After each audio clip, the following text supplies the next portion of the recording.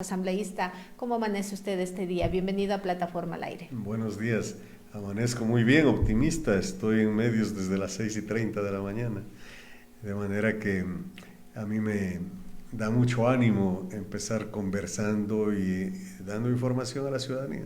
Justo lo que conversábamos con Pati Asambleísta, vemos que tanto la policía como las Fuerzas Armadas realizan una serie de operativos, de requisas que están en las diferentes cárceles del país, del Guayas, conversamos de Chimborazo, de Sucumbíos, y a pesar de estos operativos que se han intensificado con tanta fuerza, vemos que los criminales como tal, las bandas delictivas, se vuelven nuevamente a armar, tienen celulares, tienen metralletas, armas de grueso calibre. ¿Qué se puede hacer al respecto? ¿Qué está pasando? Sabemos que en la Asamblea Nacional ya se aprobó para primer debate el proyecto de ley de conflicto armado interno y que se han recopilado una serie de observaciones, pero hasta cierto punto va a ser factible esta aprobación de este proyecto de ley que está al interior de la Asamblea Nacional. ¿Va a sumar para luchar contra la inseguridad? Es una ayuda muy pequeña frente a lo que está sucediendo. Hay expertos en estos temas que dicen que podría durar hasta 10 años el conflicto. Están tan fuertes las organizaciones narcocriminales, el crimen organizado, que no se va a dejar vencer en una primera entrada de 60 días. Luego al país le coge la guerra esta declarada por el presidente como un conflicto no internacional, sin recursos, con un déficit gigantesco de cerca de 8.000 millones de dólares, cosa que no se sabía.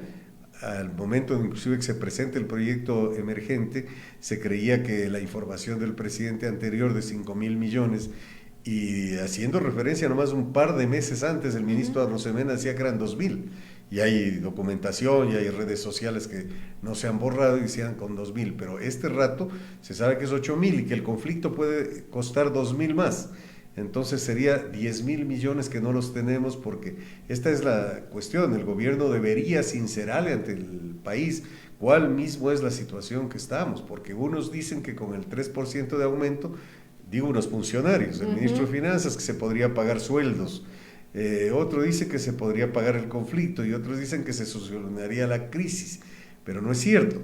Son Entonces, tres posturas diferentes, ¿no? Nosotros y soy uno de los que reclamé que haya debate porque se estaba descuidando y podía entrar por el Ministerio de la Ley.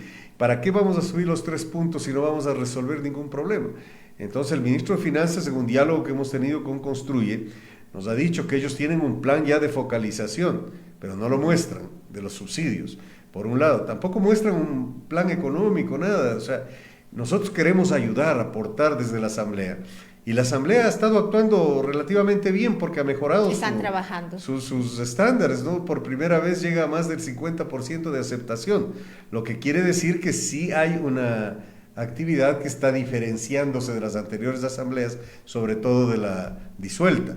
Pero no queda ahí, pues el asunto es que que es un momento histórico para el país, el presidente de la República, que tiene tanta popularidad producto de la guerra declarada, porque así sucede, cuando hay una guerra el patriotismo de la ciudadanía aflora y le respalda al que está liderando. Entonces pasó con Roldós y Paquilla, pasó con Sixto y el CENEPA. Recuerden que Sixto estaba de capa caída cuando se da el conflicto y luego el pueblo se volca a apoyarlo. Entonces Roldós toma medidas económicas de enderezamiento para poder financiar la guerra y también para sanear las cuestiones de déficit que siempre ha habido, y sube la gasolina a 300%. Ustedes muy jóvenes, señoritas Patricia y David, no se han de acordar, o a lo mejor no lo vivieron, pero yo que estuve ahí junto a Roldós, porque yo fui funcionario de la Corporación Estatal Petrolera Ecuatoriana a los 19 años, y subimos 300%, de 4.65 a 14 y pico. Y entonces el pueblo apoyó, porque sabía que era para defender la patria. Lo propio cuando Sixto pone algunas medidas, entre esas un adhesivo en los vehículos que se llamaba la Paloma de la Paz, una palomita ahí dibujada, y según el valor del carro, el color del adhesivo, pagó con gusto la gente y dijo vamos a ponerla para salvar la patria. Y nos sentimos bien porque hubo éxito, además en el proceso. En esta guerra, el presidente Noboa, que ganó con el 52%, dice que ha subido al 80% de aceptación. Así es. Entonces, el momento histórico para que él, como líder, tome las medidas y sanee la economía de una vez. Nosotros le hemos planteado eso. Si es que tenemos un déficit tan alto, hay que focalizar los subsidios, pero de urgencia. No podemos esperar el proceso electoral de la consulta para luego tomar la medida. Tiene que ser la medida cuando se necesita, ahora. Y ahí viene un punto. Si subimos la gasolina, no le afecta al más pobre, le afecta al que usa gasolina.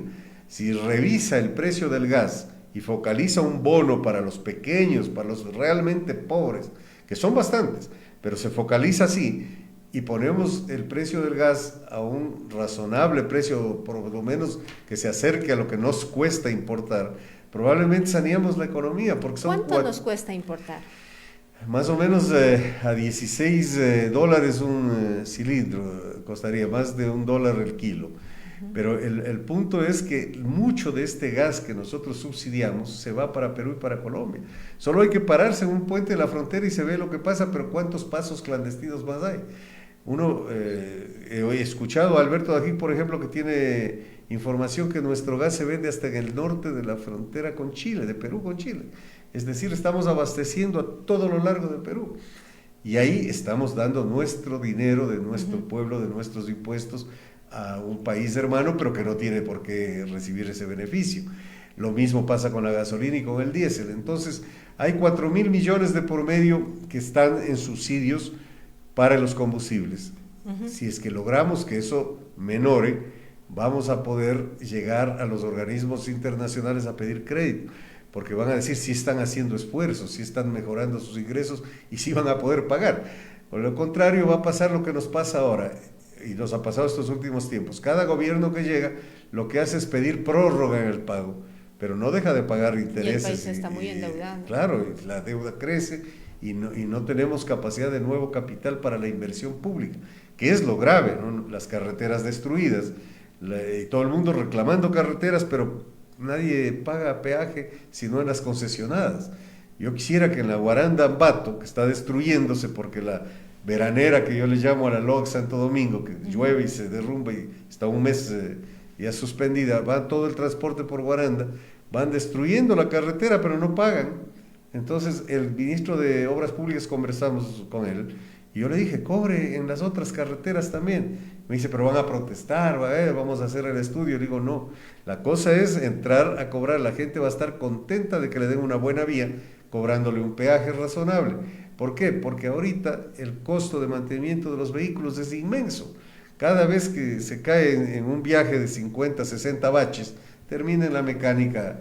Y claro, los mecánicos pueden resentirse un poco porque les va a bajar la clientela, pero la necesidad de un buen camino cuesta, y en todo el mundo paga la gente peajes. Hoy ponemos de ejemplo, Salinas Guayaquil, una maravilla, Lambato Quito, una maravilla, Ambato Tulcán, una maravilla, pagando $1 cada ciertos kilómetros, pero hay otras que están abandonadas, pues las mismas del Oriente, que ya tuvo una troncal de primera calidad, ahora destruida totalmente, pero nadie paga un peaje. Entonces hay que sacrificarnos un poco, y todos, porque lo que pasa, y lo que ustedes escucharon en el debate en el primer debate de esta ley, fue realmente terrible, porque hay dos informes de minoría de la alianza que tiene el gobierno con Nebot y con Correa. Ellos plantean 2 o 3 alternativas en sus informes de minoría, pero ninguna casi viable. Por ejemplo, esto de querer cobrarle a los bancos solamente grandes cantidades porque han tenido utilidad, puede terminar siendo un conflicto para el país. Porque el sistema financiero data de la confianza del pueblo, porque todo lo que ellos generan es con lo que se pone en los ahorros y en el círculo de las cuentas corrientes. Si el pueblo y el consumidor determina que con esos nuevos impuestos le van a trasladar a ellos, pues, pero se habla de los intereses. No, hablan sobre la utilidad, pero podrían subir los intereses. Pero más que eso, podrían causar un susto a la gente y decir, si me van a subir, mejor guardo mi plata en la casa. Y podría generarse una debilidad en el tema de la dolarización. Por eso nosotros hemos proclamado que vamos a sacrificar lo que haya que sacrificar como construir, a cambio de que la dolarización se mantenga firme y fuerte. Pero para eso hay que producir. y necesitamos producir sin ahogar al aparato productivo tampoco. Porque ese es el punto, ¿no? Si nosotros vemos a este le quito y después no hay la posibilidad de que sigan trabajando, pues el país no es viable. Y ahí es donde tiene que el presidente de la República, que tiene tanta popularidad, graduarse de líder y ejercerla. Eso es lo que se ha estado pidiendo también por parte de diferentes bancadas. Pati, entiendo, tú también tienes alguna interrogante, si no, para continuar. Sí, simplemente, bueno, ¿cómo está? Saludar a nuestro asambleísta, un saludo cordial. Se nos viene ya un feriado largo que la gente igual estaba sufriendo, los conocidos carnavales de Guaranda, que ya nos estará hablando de eso para ver cómo está la situación, si la gente puede ir, va a poder visitar igual Guaranda y todo eso. Con respecto a lo que mencionaba mi querido asambleísta, hay una, no sé si no hay control o qué es lo que está pasando, sobre todo en las fronteras, con el gas, con la gasolina también que hay, este contrabando. ¿Cómo se puede controlar eso? ¿Cómo poder trabajar en ese sentido? Y también con todo este trabajo que le están realizando todos los legisladores, y que esperemos que sigan así, sigan avanzando con pie firme, no decaiga ese trabajo que están haciendo, justamente con cada ministerio, ¿no? Digamos así, con los representantes de cada ministerio, para que puedan trabajar y puedan tener lo que se necesita, buenas vías, que no se sigan destruyendo lamentablemente, trabajar en ello con cada sector. ¿Cómo ha sido este acercamiento con cada uno de los representantes de ministerios, asambleístas? Todos tienen buena voluntad, se muestran dispuestos, pero todavía no actúan, ¿no? El caso del señor Luque, una gran voluntad del ministro de Transportes y Obras Públicas, pero como digo, van a medir, van a sondear, van a ver. Inclusive él me preguntó a mí qué dirían sus electores si mañana cobramos peajes en sus vías. Entonces digo, mis electores escucharon en la campaña decir esto y votaron por mí porque les dije la verdad. Entonces, un gran momento para que puedan tomar una decisión y poder por fin tener carreteras buenas. Sobre el tema del carnaval que se viene a la provincia de Bolívar, nos afecta. Esta es una provincia que ha sufrido de los 3 carnavales, 2 de la pandemia y este que está prohibido porque el gobernador así lo ha decidido, pero yo creo que la fuerza de la tradición va a romper la prohibición y la gente va a salir a carnaval. De hecho, hay muchos restaurantes, muchos hoteles que se han preparado con la anticipación suficiente para dar el mejor servicio, para poder atenderle a la gente que va, y le invitamos a todos los ciudadanos que quieran ir a Bolívar porque es una zona segura, ahí no tenemos semáforo en rojo ni anaranjado, estamos en verde, nuestro índice de delincuencia es mucho más bajo, la cárcel de Guaranda no da mayores problemas, ya no se llama cárcel, ¿no? Pero se viene siempre a la mente el nombre antiguo. El centro de rehabilitación de Guaranda no da mayores problemas. He tenido el honor de haber sido gobernador en algún momento en la pandemia y la provincia reacciona siempre bien, pero en este caso también hay que ver que el carnaval, el feriado dinamiza la economía y hay mucha gente que se ha dedicado a esperar a los turistas y van a esperarlos, están con las casas arregladas los que van a disponer de parientes que les visiten y van otros a arrendar cuartos porque la hotelería no alcanza.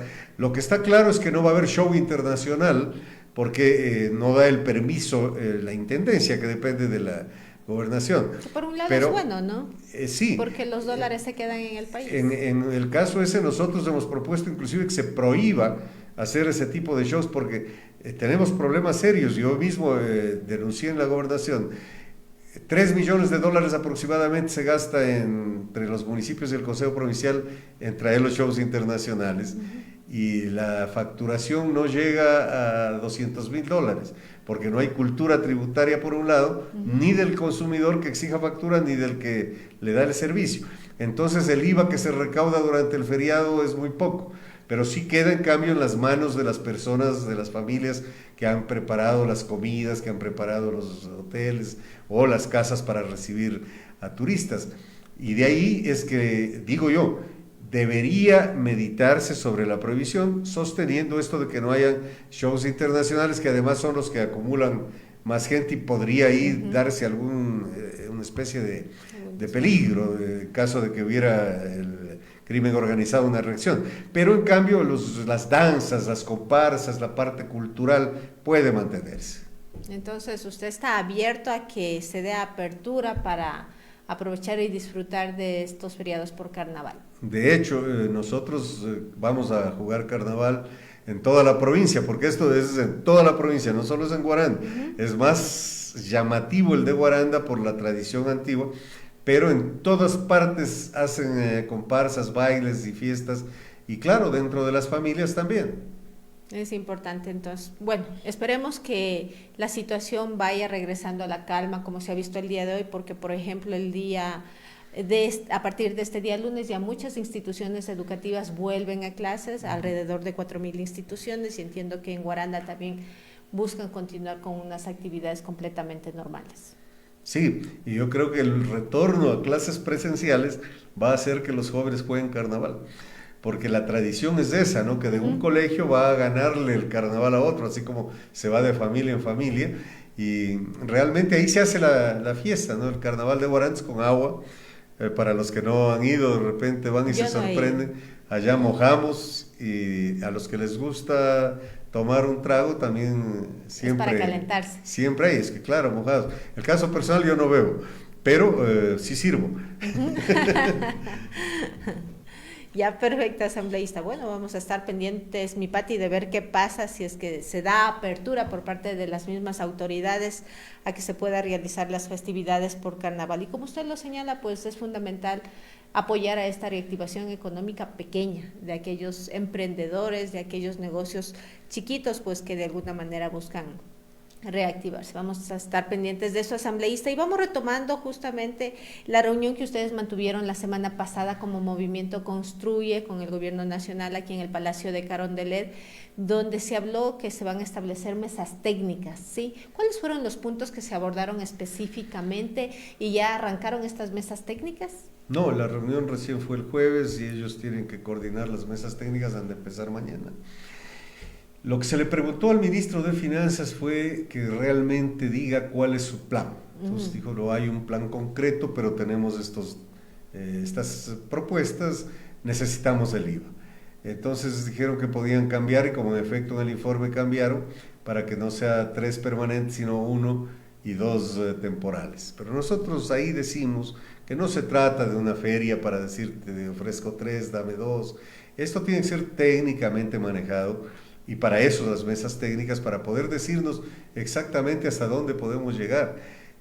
Nosotros como Construye tenemos un equipo técnico también de apoyo, además de que toda la bancada nuestra son magísteres, tenemos educación académica y tenemos experiencia también.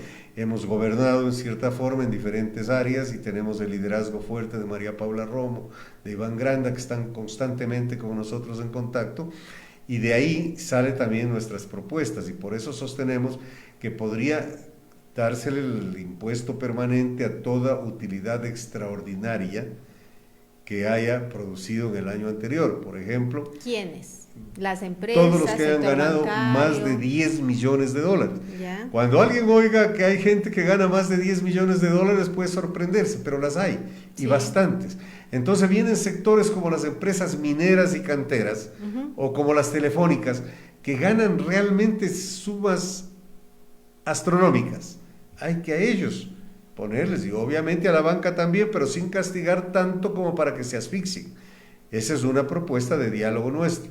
Ahora, el gobierno tiene que decirnos cuál es su plan en estos días para decir, vamos a poner la gasolina a tal precio, vamos a proyectar en tal tiempo el gas, vamos a proyectar el diésel subsidiando el transporte público, porque no vale subirle a los que usan el transporte público el pasaje, a pesar de que hoy... Tomando en cuenta que ya en algunos cantones sí se incrementó este pasaje en 5 y ya está en 10 centavos. Sí, pero también hay que decirle a los transportistas que el diésel o el combustible solo forma parte del 12% del costo de operación. Es decir, no le afecta a todo el resto de cosas. Pero hay muchos dirigentes que ponen el grito al cielo por quedar bien con sus dirigidos, y ahí es donde está el error. De aquí para adelante deberíamos todos sincerarnos. No hace falta irse en contra de una medida económica para obtener votos, no. Aquí los votos tienen que ser por otros méritos, sobre todo por la honestidad, por la capacidad que presente en una representación. Porque si vamos a estar calculando que si tomo una medida o si sacrifico algo al bolsillo de alguien, vamos a perder esos votos, vamos a no tomar decisiones correctas. Y las decisiones correctas tienen que tomarse pensando en el futuro, no en el presente solamente, porque el presente como quiera estamos sobreviviendo, pero hay que pensar en el futuro, y ese es el de los niños, el de los que van a nacer, el de los que tienen derecho a encontrar una patria económicamente bien. Asambleísta, tengo, dos preguntitas de un amigo internauta que dice: ¿cuánto dinero se esperaría recaudar por la focalización de subsidios del gas y los combustibles? Y la siguiente pregunta dice: ¿se ha reunido el bloque del Movimiento Construye, con el presidente Daniel Noboa, que justamente usted nos está comentando al respecto? Se habla de que el Movimiento Construye considera el incremento del IVA como una medida parche, según usted lo entender, así ¿no? es. Nosotros consideramos un parche mientras no se resuelva todo. El presidente Noboa no se ha reunido con nosotros, nos hemos reunido con el ministro de Finanzas y con el viceministro de Gobierno, que son los voceros en este tema, y si hace falta reunirnos con el presidente, nos reuniremos en un momento determinado, y esto tiene que ser en el transcurso de esta semana, porque la próxima, el 11 de febrero, ya vence el plazo para que entre el IVA por Ministerio de la Ley, de manera que tenemos que actuar rápido, y vamos a seguir presionando para que la comisión también haga su segundo informe, porque vea, si yo no me lanzo el martes pasado a exigir que haya informe, no había para el sábado, estaríamos tal vez recién pensando en estos días en tener el primer debate, y luego hay otro plazo para el segundo debate. Y el tiempo es bastante corto, usted lo acaba de decir, hasta el 11 de febrero es fecha tope, caso contrario ingresaría por el Ministerio de la Ley y no pasaría nada de todos estos diálogos, observaciones, posturas y demás. Claro, todo quedaría en el limbo, porque una vez que entra tal como mandó el presidente, 3 puntos y ya, y no se soluciona el problema ni de la guerra, ni de la crisis económica. Y queda en nada posturas y propuestas minoritarias, etcétera, etcétera. Así sería, pero no hay que permitirlo, para eso estamos dialogando y vamos a llegar. Yo creo que el presidente tiene que tomar la decisión importante, aprovechando que el pueblo está apoyándole. Mucha gente nos escribe a nosotros: preferimos el IVA antes que las vacunas, preferimos el IVA antes que el riesgo de no poder salir de noche, preferimos el IVA antes de tal o cual otra situación que puede presentarse, pero nosotros en cambio decimos: preferimos que la economía se sanee. Una vez saneada la economía, todos vamos a tener mejores oportunidades de crecer. Así es, estamos justamente pendientes de todo lo que pasa en el interior de la Asamblea. Pati.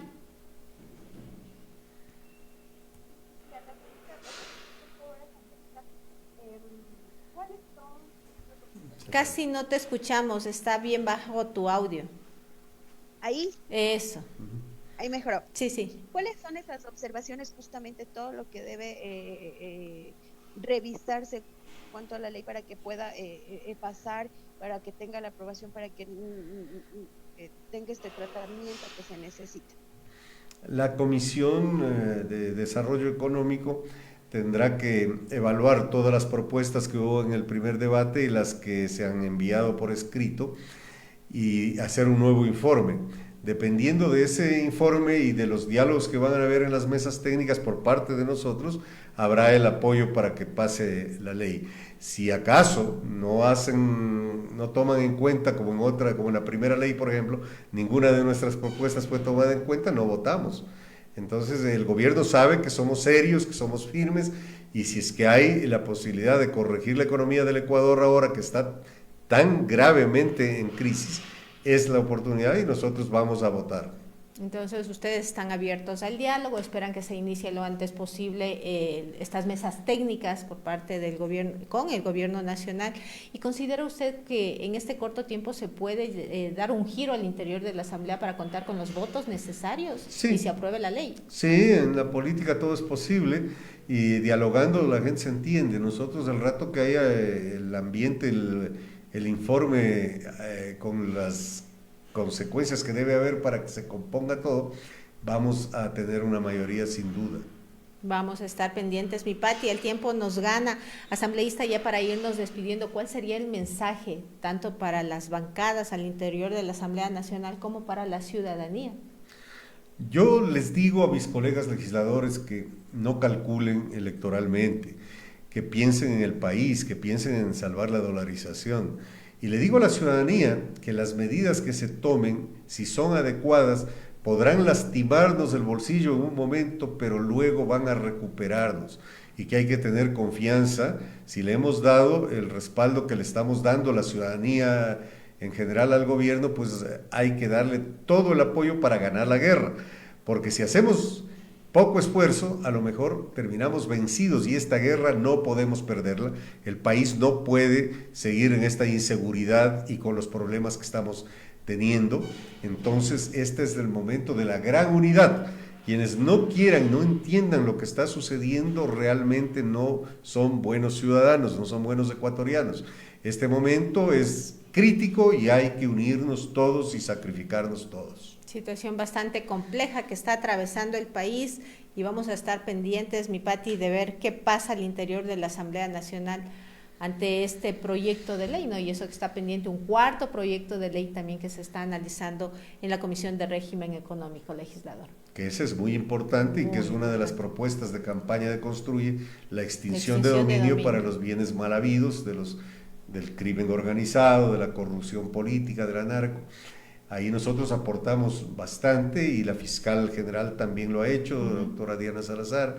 El presidente ha ido por dos vías, ¿no? La una que nos envió el proyecto emergente y la otra que está poniendo en la consulta popular la pregunta. Yo no sé si ahora nosotros aprobamos el proyecto, la pregunta quedaría fuera de ser, pero ya está aprobada en la Corte Constitucional, de manera que sería una ratificación probablemente y un respaldo al hecho de que se pueda hacer la extinción de dominio con la simple presunción de que es mal habido, porque si espera los juicios, como ahora dice la ley, para que haya sentencia en firme, puede pasar 15 años. Y ya hemos evidenciado en este tiempo todo. Y los bienes ya no valdrán el rato que se decidan arrematar, entonces tiene que ser ágilmente y es una de las formas que planteamos. Mucho que hablar, mi querida Pati, de lo que está pasando al interior de la Asamblea Nacional en las diferentes comisiones, porque también queríamos tratar algo sobre la Comisión de Educación, del cual usted es parte legislador, pero el tiempo nos gana, 9 de la mañana con 5 minutos. Agradecerle mucho por habernos acompañado esta mañana en Plataforma al Aire. El agradecido soy yo, un honor para mí.